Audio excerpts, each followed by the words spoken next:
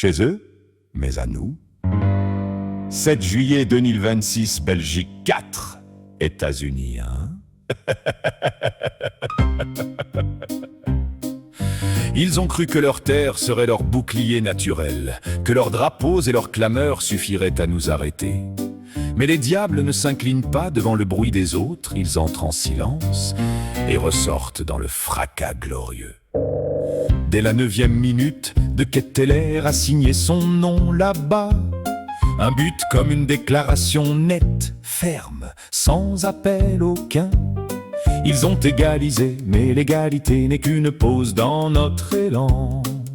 Le diable a repris le feu là où il l'avait déposé.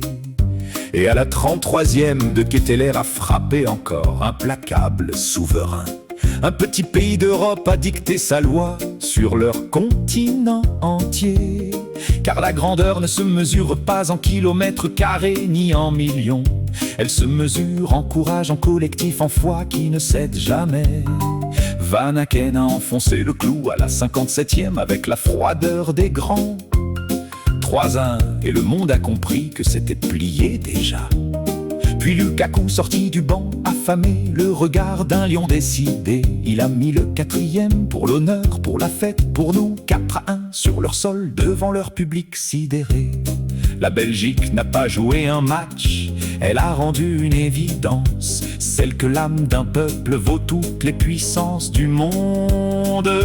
Que le noir, le jaune et le rouge ne s'éteignent jamais vraiment. Que nos diables portent en eux une flamme que rien ne noie. Ce soir, la Belgique a écrit une page que l'on n'oubliera pas. Elle a humilié la puissance avec l'élégance, c'est notre manière.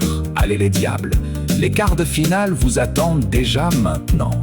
L'Espagne se dresse, mais les diables n'ont peur de personne jamais. Ce soir, le monde entier a appris à épeler un seul mot. Belgique.